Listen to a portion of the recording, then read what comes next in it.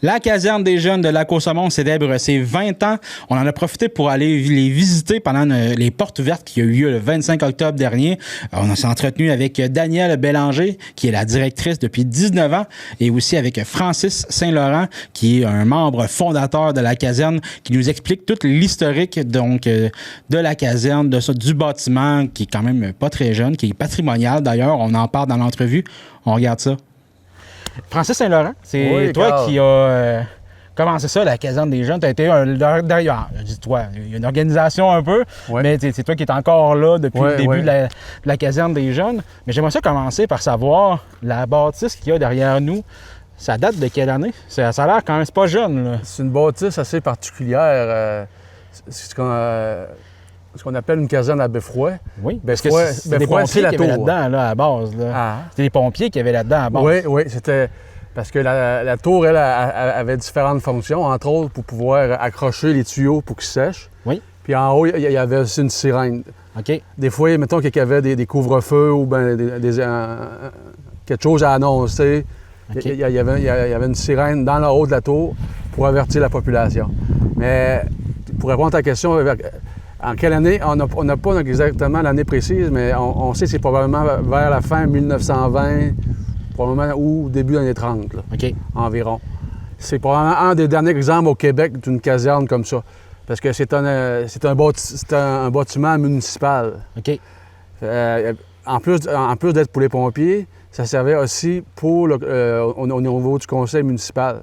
Parce qu'en haut, c'était la salle du conseil. Ah oui? Oui. OK. Puis en bas, en réalité, c'était modifié, mais c'était comme c'était le garage. C'est sûr, dans ce temps-là, il n'y avait pas des gros camions, non, tout c'est ça. Mais c'était le garage qui était en bas. Puis qu'il y avait, mettons, un incendie, c'était des pompiers volontaires, c'était aussi leur caserne. OK. D'où le nom.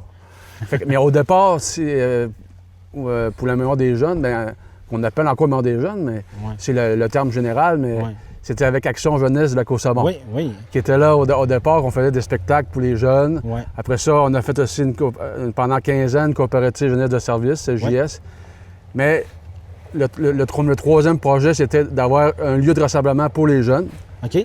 Puis, c'est que ça, parce que l'organisme a commencé en 2002, mais c'est qu'en 2006 qu'on a réussi à avoir tous les éléments favorables, le financement pour commencer à engager quelqu'un à chaque année. OK.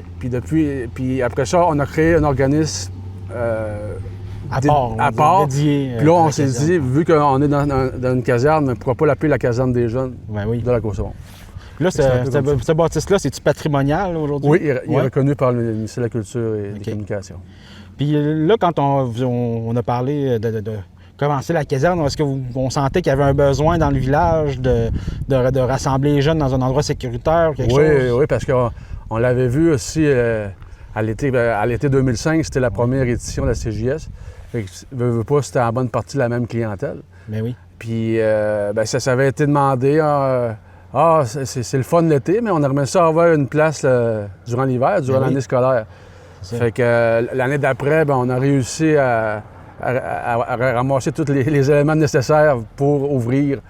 Donc, cette année, c'est la 20e saison d'ouverture consécutive de la Maison des jeunes. Puis, j'imagine que le flot de jeunes, excusez-moi, je cherche le mot en français, mais le débit, on va dire, de jeunes, c'est toujours variable un petit peu. Ouais. Parce que ça dépend, c'est des générations. Là.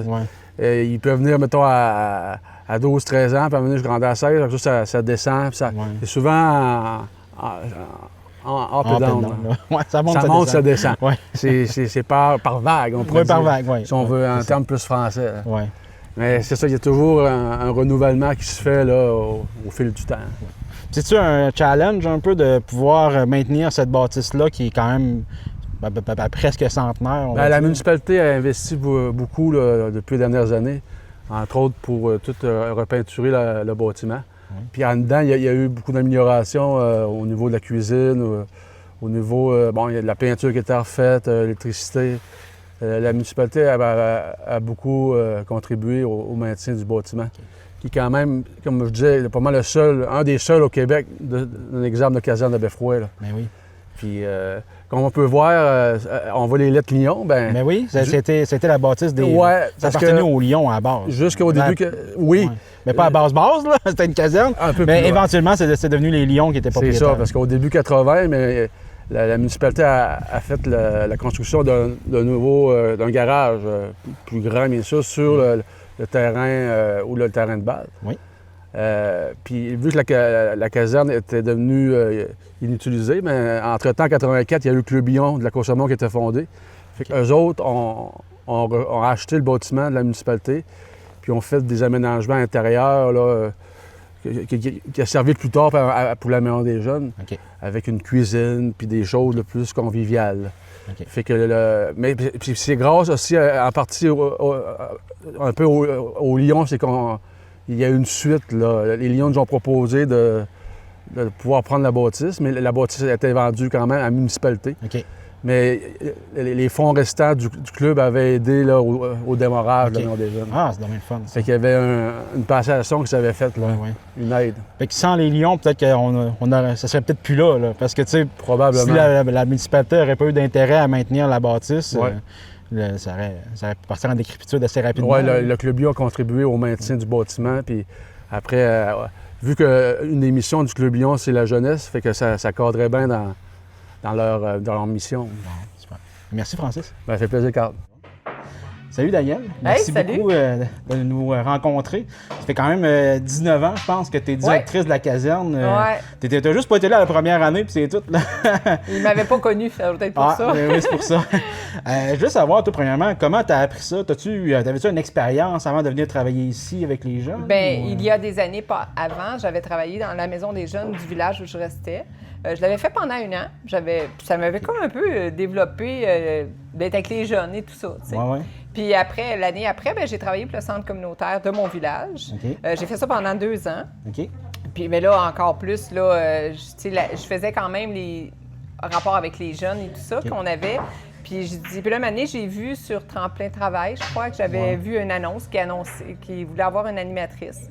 Bon, je vais aller rencontrer. Tu sais, j'ai été rencontrer Francis à l'époque, qui est toujours là encore. Puis Francis, il dit OK, go, on le fait 1 an, on va voir. Puis l'année qui a suivi, ben, ils ont développé des bourses et des choses comme ça pour m'aider. Pour le salaire. Oui, ça fait pas partie du regroupement de Maison des Jeunes. Non, c'est comme, non, on est municipal dans le fond, si je le dis dans mes mots. Là. C'est même la municipalité qui paye mon salaire maintenant, fait que ça a développé de ce côté-là. Ouais. Puis y a-tu quand même une bonne réception chez les jeunes? Bien, je te dirais que les premières années, Carl, c'était des fois jusqu'à 30 jeunes que j'étais toute seule. T'sais, on est 2 étages. Maintenant, on n'avait pas de la boue dans le toupette, on dira pas ça, mais les jeunes avaient de la discipline. Fait que c'était facile en ce moment-là de faire la discipline à la Maison des Jeunes. Que maintenant, la relève est un petit peu moins. Je te dirais, quand j'ai une dizaine de jeunes, là, c'est dans la même soirée. Qui est quand même encore très bon, là. Si on regarde pour la grosseur du village, là, 10 jeunes. Oui. Si on regarde, moi, je suis un peu au courant des autres maisons des jeunes, puis c'est une bonne moyenne quand même. Oui, c'est ça. Avec la porte ouverte qu'on fait aujourd'hui, bien, les anciens pouvaient venir faire le tour et tout ça. Fait que ces jeunes-là, ça fait drôle parce qu'ils ont des enfants. C'est ça qui est vraiment génial. Oui. Mais est-ce que vous avez fait un peu de recrutement des fois, mettons, à l'école primaire? Oui, ou quoi? À chaque fois que je vais ouvrir la Maison des Jeunes, là, que la semaine après, là, je me rends à la Maison des Jeunes. Je me rends à l'école. À l'école, oui. Puis je donne des pamphlets, puis je les invite justement à une porte ouverte comme aujourd'hui qu'on fait. C'est fun. Au fil des années, as-tu vu des problématiques un peu plus, ou juste une évolution?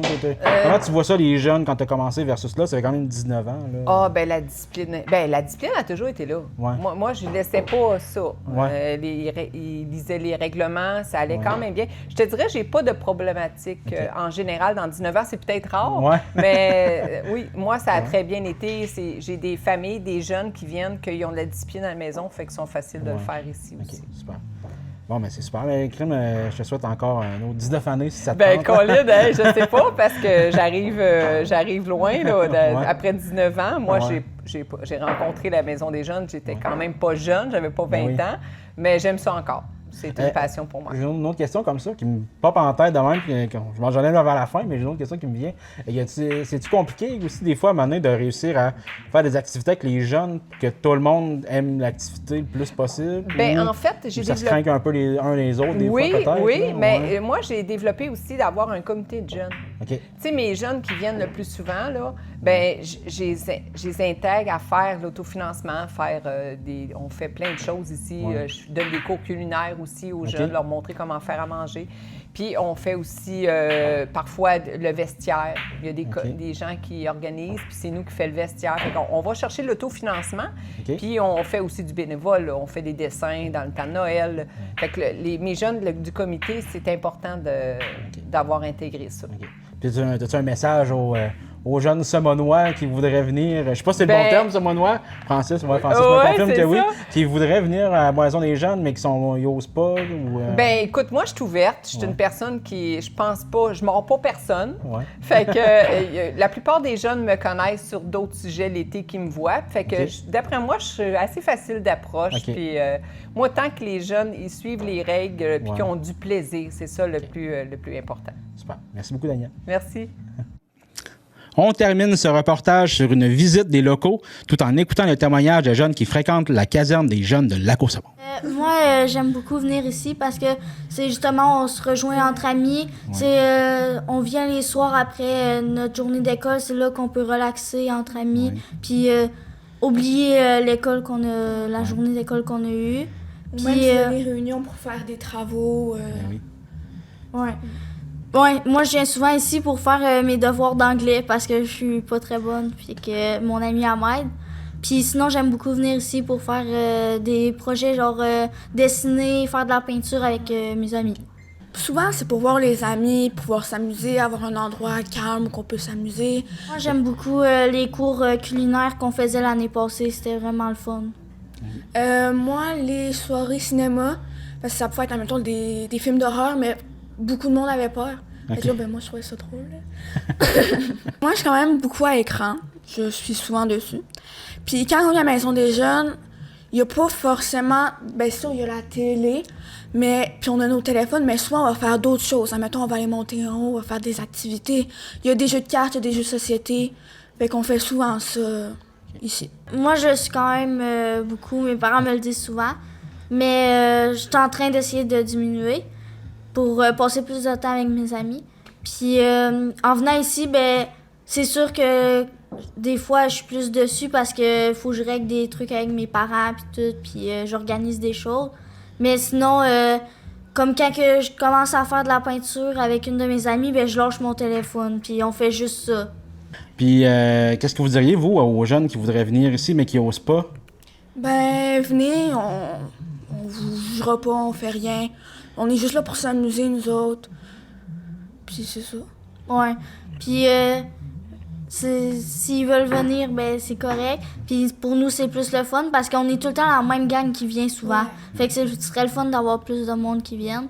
Puis on pourrait peut-être plus faire d'activités qu'on en fait déjà.